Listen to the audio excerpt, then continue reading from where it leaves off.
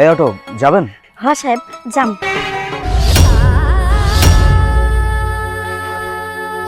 মা, তোমার তোমার এই অবস্থা কেন? তুমি তুমি অটো চালাইতেছো কেন? অটো চালাবো না কি করবো বাপ?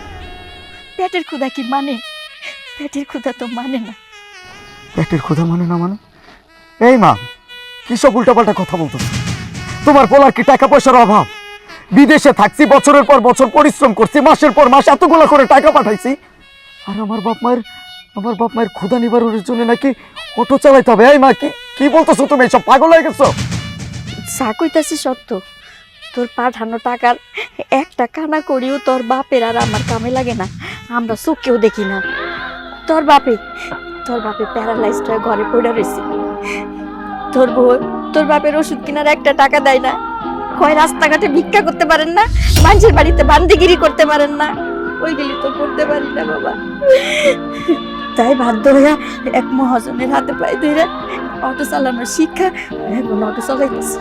আর এই অটো চালায় যে কয়টা টাকা পাই, এটা দিয়া তোর বাপের ওষুধ আর দুজনে যেটা টাইম বাকি বাইচে আছে।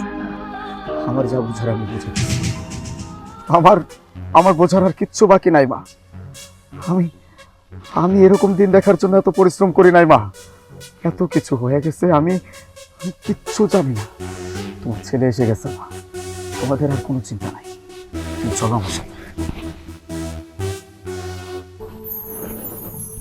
বাবা,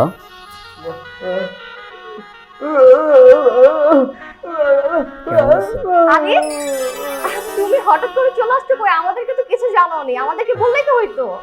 অ্যাকচুয়ালি সবাইকে একটু সারপ্রাইজ দিতে চাইছিলাম, এই জন্য না বলেই চলে আসছি।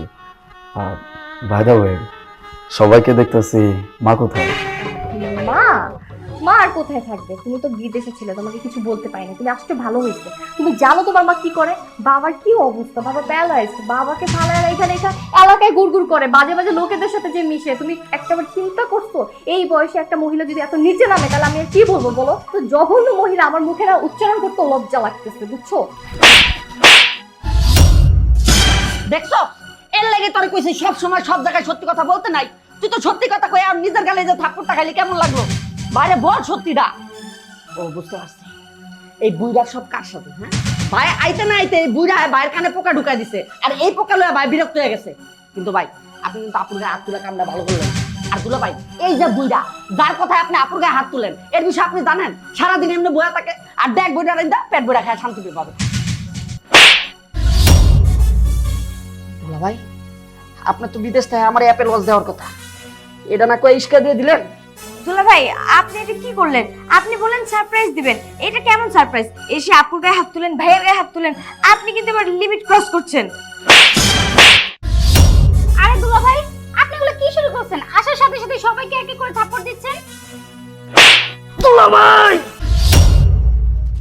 না দুলা ভাই, আপনি এতক্ষণ সবকিছু মাইনা নিছি। আপনি আমার বোনের গায়ে হাত তুলছেন, আরেক বোনের গায়ে হাত তুলছেন, আমার গায়ে হাত তুলছেন, কিন্তু এখন তো আমার জানদার পাখি আমার জানের গায়ে হাত তুলেছেন। দুলা ভাই, আপনি কিন্তু কাজটা ঠিক করলেন না। এই চুপ! ফাদাইমার ঘরের ফাদাইমা আবার বউয়ের ওকালতি করতে আসছে। আমি জিজ্ঞেস করছি আমার মা কোথায়। এতদিন পর আসছো, কোথায়? আমাকে জিজ্ঞাসা করবে যে আমি কেমন আছি, কি চাই না চাই, তা না করে আমাকে মারতেছো আর বলতেছো তোমার মা কোথায়? তোমার মা জাহান্নামে গেছে। জাহান্নামে গেছে? ঠিক আছে, আমার মাকে জাহান্নাম থেকে ফেরত আমি নিয়ে আসতেছি। মা, মা!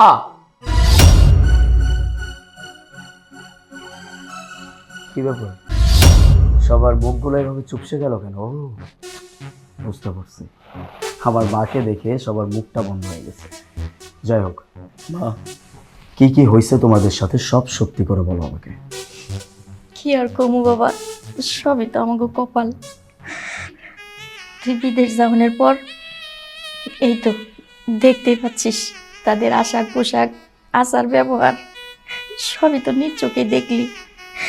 তোর বাপ হঠাৎ করে স্টক করে প্যারালাইজড হয়ে গেছে। ওষুধ কিনানোর টাকা নাই, চিকিৎসার টাকা নাই, দুইজন খামো কি? তোর বউ কয় মানুষের বাসায় কাম করতে, ভিক্ষা করতে। আমি দিশা বিশা না পাই রাস্তায় নামছি, আর কি করুম? দেখলি তো, অটো চালাইয়া আমরা দুইজন খাওয়া পড়া জোগাড় করি। চিন্তা করছোস? মানে আসার আগে ওর মায়ের সাথে ওর দেখা হয়েছে। আরে তুমি জানো কেন এরকম করছি? কেন না আমরা বসে অটো চালাতে গিয়ে আমরা ভাত দিই না কেন জানো? তোমার মায়ের চরিত্র ভালো না, এই জন্য সবকিছু আগেই তো বলে ফেলছে তোমার মা। আর একটাও ফালতু কথা বলবি না, আর একটাও যদি ফালতু কথা বলছিস আমি একদম এই জায়গায় চিন্তা দাফন করে দিব আমি তোরে। কারেনি উল্টোপাল্টা কথা বলতেছিস? হ্যাঁ, আমার গর্ভধারিণী মারেনি উল্টোপাল্টা কথা বলতেছিস? একদম চুপ, আর একটাও কথা বলবি না তোরা। কি ভাবছিস আমি কিচ্ছু জানতে পারবো না? আমার বাবা মায়ের সাথে এভাবে অন্যায় করে যাবে, অবিচার করে যাবে, আমি কিচ্ছু জানবো না? আমার মা আমাকে সবকিছু বলছে। আমি আমার মাকে বাইরে এজন্যই রেখে আসছিলাম, তোদের প্রত্যেকটার আসল চেহারা আমি নিজের চোখে দেখতে চাইছিলাম। আমি সবকিছু দেখছি, আমার বোঝার কথা আমি বুঝে গেছি।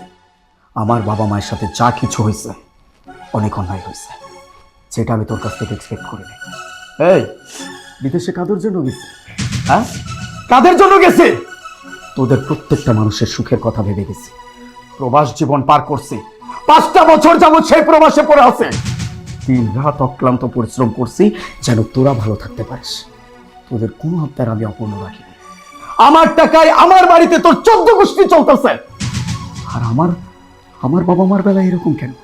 হ্যাঁ, তাদের পরনি কি এইসব? আমার বাবার চিকিৎসার টাকা দিতে তুই আমার মাকে কি বলছিস? বান্দিগিরি করতে মানুষের বাসায় গিয়ে, রাস্তায় গিয়ে ভিক্ষা করতে? কেন, আমি কি টাকা কম পাঠাই? মাসে মাসে কারি কারি টাকা পাঠাই আমি। কাদের জন্য পাঠাই? শুধুমাত্র তোদের জন্য। তোকে বিয়ের পরে আমি বলছিলাম আমার পুরো দুনিয়া একদিকে, আমার বাবা মা একদিকে। আমার বাবা মায়ের দেখাশোনায় এতটুকু ত্রুটিও যেন না থাকে। আমাকে কত সুন্দর করে তুই আশ্বাস দিলি, তোমার বাবা মা মানে তো আমার বাবা মা, তাদেরকে আমি অনেক ভালোবাসবো, অনেক আদর যত্নে রাখবো, এই তার নমুনা। ছি ছি ছি ছি, আমার ভাবতেও অবাক লাগতেছে তোর মতো একটা মেয়েকে আমি ভালোবাসছি, তোর মতো একটা মেয়েকে আমি বিয়ে করছি, তোর মতো মেয়েটাকে নিয়ে আমি সংসার করতেছি। এই সংসারের সুখটা আসবে কোথায় থেকে? হ্যাঁ, কোথায় থেকে আসবে? শ্বশুর শাশুড়িকে তো নিজের বাবা মাই ভাবতে পারিস না, সংসারের সুখটা আসবে কই থেকে? না, এইরকম মেয়ের সাথে জীবন পার করা যায় না। আমার বাবা মায়ের প্রতি যার কোনো খেয়াল নাই, যার বিন্দু পরিমাণ কোনো মায়া দেওয়া নাই তাদের প্রতি, এরকম মানুষের সাথে আর যাই হোক সংসার করা যায় না। আমি যা দেখার সব দেখছি, আমার যা শোনার আমি সব শুনছি, আর যা বোঝার তাও আমার বোঝা শেষ। এই মুহূর্তে আমার বাড়ি থেকে সবগুলো বের হবে, আর 1 সেকেন্ড দেরি করবি না, বেরিয়ে যা।